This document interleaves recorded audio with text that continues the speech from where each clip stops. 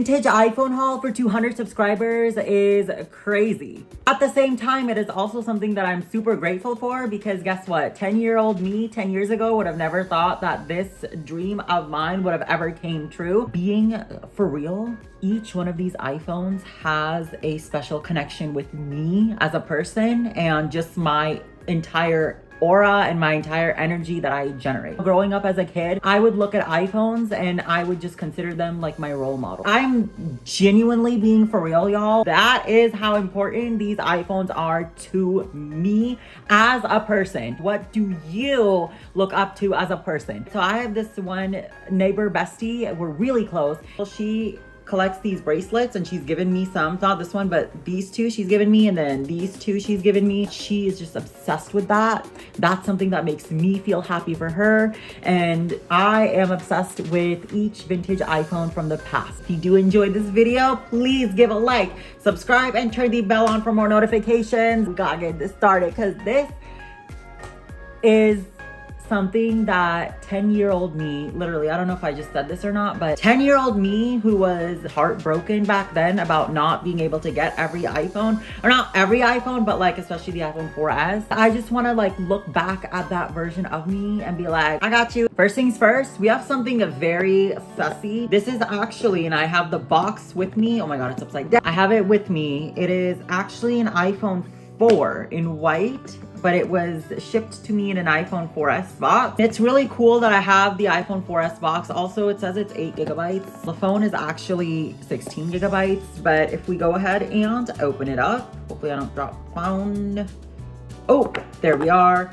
Here it is right here, the iPhone 4. Oh, it's a little dirty. It is actually dead.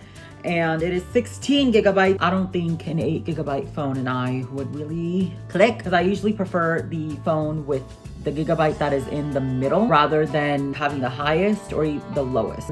This is what this iPhone 4 consists of. It is the iPhone 4 in white.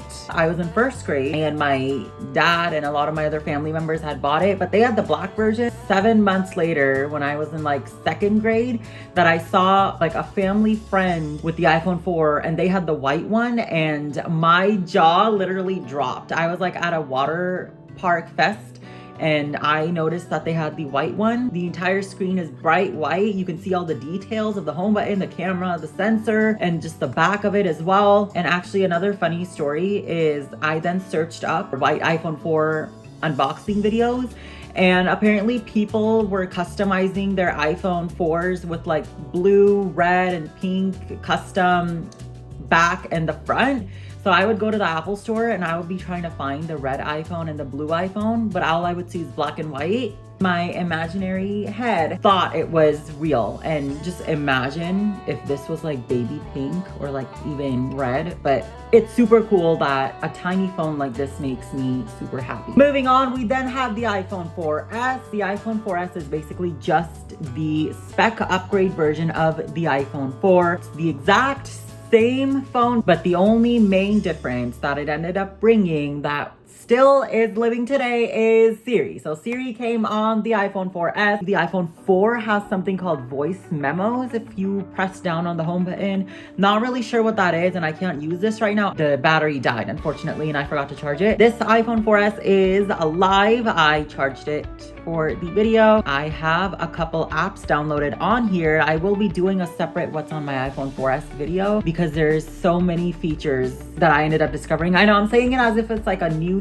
iPhone, right? But there's so many features that still work on this phone that I never knew were to exist today. If we do verse the two iPhones, how you can tell a 4 and 4S apart is if you take a look at the top of both of the phones. The iPhone 4 has one antenna line next to the headphone jack and then one on the bottom, as to where the 4S has both of the antenna lines moved to the same side, because on the iPhone 4S, Apple did remove the antenna line that was on top next to the headphone jack above the mute and silent switch. I believe they did this to even out the placement of the antenna lines. Sun is like shining bright on me right now, but you can basically tell apart the two phones, right? So the iPhone 4, the antenna line next to the headphone jack, as to where on the 4S, it is now moved above the mute and silent switch right up top to even it out. I think that's what the reason was. If not, I'll write it down below because I'm not exactly sure either. Which then comes the iPhone 5. The sun is shining bright right now, so hopefully the B-roll clips are helpful in this case. The iPhone 5 basically grew a little taller than the iPhone 4/the 4S and brought this entire new design, and they added aluminum onto the back, which I highly appreciate, because while the iPhone 4S is my favorite iPhone, at the same time I do prefer having the aluminum back, because this way, even if I'm using it without the case, I'm not worried about scratching it or dropping it and then breaking the glass. As to where this one, I do get really insecure and I do have to take it with a case everywhere, although I wear cases on all my iPhones along with screen protectors because I am so paranoid. Love the aluminum back though. Along with the 4-inch display, the iPhone 5 also brought a new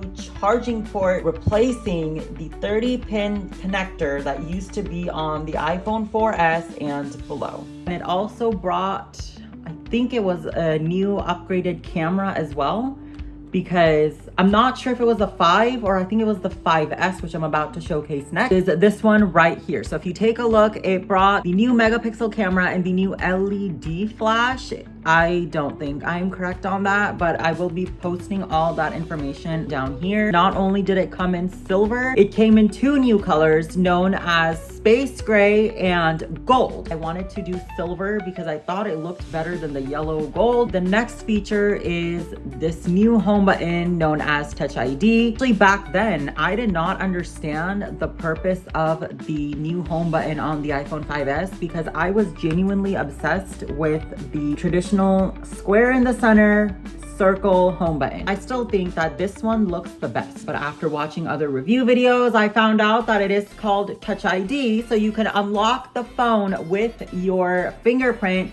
And I do think that it's pretty cool, except for when it doesn't recognize your fingerprint because you put lotion on your hands or in general. That's not cool. But the S means spec upgrade. Still carries the major redesign that the iPhone 5 brought, but it now comes with a few spec upgraded features. This was actually the reason that I always looked forward to the S models of the phone, because I'd rather have the spec upgraded features as well, along with the new redesign. Back then, I thought that this home button was not giving, and I preferred the traditional square. The iPhone 5 did get discontinued as soon as the 5S and the iPhone 5C were released, which I'm now realizing I don't have one on me. I've had one in the past though. I had it in green. Hopefully if I can find one in good condition, I will be getting one later on so I can showcase it and add it to my collection. The 5C was basically still the iPhone 5. It was there to help you have an iPhone that's more simple and not as pricey as the 5S. You would be getting 5 different colors. They came in white, yellow, green, blue, and the peach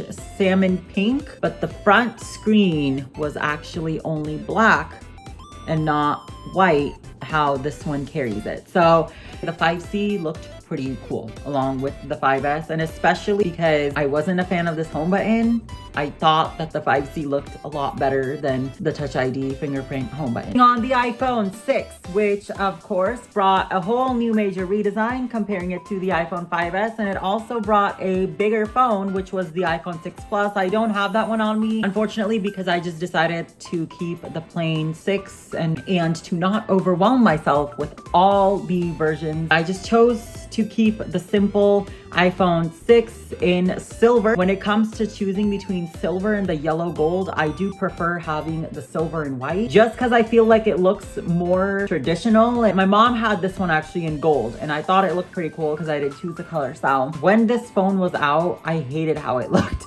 I was not a fan of the new major redesign. I just thought it was really thin, just like not something that was very giving. I was always obsessive over the iPhone 4S. So the fact that the iPhone 4S actually was still running when the iPhone 5S and 5C were out, because this phone was 2 years old and iPhones got discontinued when they turned 3 years old. But the iPhone 5, which was a year older than this one, was already discontinued because of the iPhone 5C. What really made me get obsessive over the iPhone 6? iPhone 6S rose gold. You guys, like when I first saw this, I will be completely honest, and I actually had this in gold. don't know why I was so scared to have rose gold and shine bright in the public. I ended up getting it 10 years later. It actually still works, right? Because the latest update it's running on is iOS 15 and it started running on iOS 9. So 6 updates later, it still works great. I can still watch YouTube on here, all social media. So that is so cool. Entire rose gold aesthetic on here. What's really funny is when I first checked this out, I was like 11 years old. Yeah, and I turned 12. I thought that the camera bump, the Apple logo finish, and then the outline on the Touch ID was gold, and the phone was the only thing that was pink. But I did a close look and it was actually not. It was entirely pink, and I just completely love the idea of the rose gold iPhone. And not only did it actually bring a new color, it brought a lot more changes into the iPhone that still runs today. First things first, it brought Touch ID 2nd generation, which meant that Touch ID was now faster comparing from the iPhone 6 and the iPhone 5S. The iPhone 6S could read your fingerprint a lot faster. And then it brought something called the live photos and the live wallpapers. Basically like a video, but in photo mode, and the wallpapers are in video mode as well. Super, super cool. Lastly, 3D touch. So these 3 features are the biggest features in my opinion. If I'm missing any, please let me know in the comments. But 3D touch, I will say, made life a lot easier, even though I still day to day don't use it every day. But I will say it's a lot efficient to just simply hold down on the messages app and just directly go on to who I need to send a text, or directly just go on to the search page on Safari. Super cool. And then if we actually do compare the 6 to the 6S, the 6 was a lot lighter and thinner than the 6S. The 6S was actually a lot heavier because the iPhone 6 came with something called the bend gate. So a lot of people who would put it in their back pockets, just sit down, it would bend the phone. So you would have to wear like a very thick case on it. That is scary when I found out. Glad that the 6S was able to have that solved because it was a couple millimeters thicker and heavier than the 6. And at the same time, how you can also tell the 6 and 6S apart. Let's say if this was also silver and white, just like the 6. If you look at the back, the iPhone 6 comes with the message that you can't throw it in the garbage, along with the other stamps for like the IMEI numbers. As to where the 6S just comes with the fact that it is the S model because it has the S on the back. And at the same time, it just simply says that it was designed in Apple by California, just keeping it sweet and simple and giving us that beautiful rose gold color. So completely love the idea of this. Then came the iPhone SE in March of 2016. And at the same time, it ended up discontinuing the iPhone 5S. So once again, iPhone SE has SE written on the back to keep it short and simple, as to where the iPhone 5S has the other information, such as you can't throw it in the garbage. I don't know who and why anyone would throw an iPhone in the garbage. Not me, y'all, not me. That's not me. But the iPhone SE had the purpose of being a cheap version of the iPhone that was more simple and more affordable at that time, because since the iPhone 5C was discontinued, the only affordable iPhone was the iPhone 5S, and then that ended up getting discontinued. But besties, the super giving feature of the SE was it came in rose gold.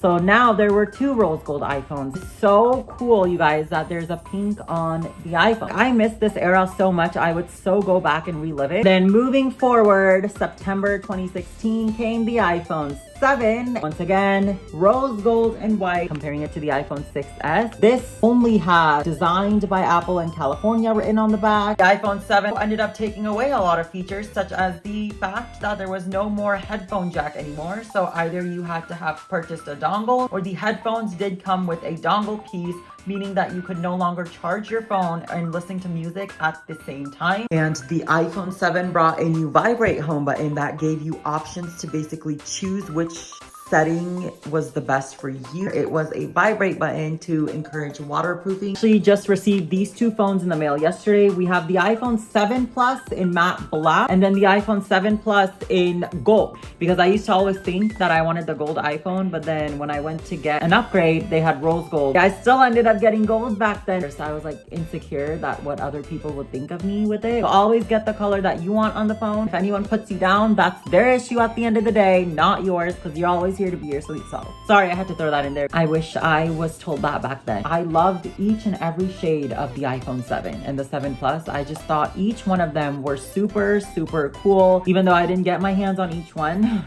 because back then I was a 12-year-old kid that was just dreaming about them and never once again understood that I will get to it at one point in my lifetime. And here I am now. Lastly, we have the iPhone 8. I don't know if this is considered vintage because it actually still works. I still see people using this phone, and even the 7 Plus. If we do compare it to the iPhone 7, this gold was supposed to be a combination of the yellow gold. It's like a spec upgrade of the iPhone 7. It comes with a glass back, and I'm not really a fan of it. At the same time, the gold is completely beautiful. The gold looks amazing on here. What, in my opinion, the 7 and 8 are, they're basically an iPhone 6S. They carried the features that the iPhone 6S started. So the iPhone 6S started all the cool features that these two ended up carrying with themselves. I still prefer this one. I feel like I really missed it when I did end up upgrading to the iPhone 8 because my mom then took my old iPhone 6S because I had higher gigabytes than what she was using. She had the rose gold 6S. I had the gold one. She took mine and then she traded hers in. And I had this one. I didn't really like it. So then I went back to this one and my mom then took this one. This is my complete favorite after the iPhone 4S. I would do anything to go back to this era and to be able to get my hands on the iPhone 6S. The iPhone 8 brought wireless charging, so that was like the only new major change that it had, along with the glass back, which I'm actually not really a fan of because I do prefer the aluminum back. There we go, y'all. There we go. I hope you enjoyed this video. If you did, give a like, subscribe, turn the bell on for more notifications, y'all. And always remember that I'm not bragging at all. I'm just completely passionate over this. Never thought that this day would ever come 10 years ago. Just always keep pushing yourself forward and always keep your own hopes high, because if you keep manifesting, you will get to it one day, hopefully. And until then, always remember, each one of you low-key serve every single day, and I will see y'all later. Have a good day. I just wanted to say a huge thank you to all of you for the fact that I am now at 200 subscribers. This is something that is so special to me. It just makes me feel so strong inside myself.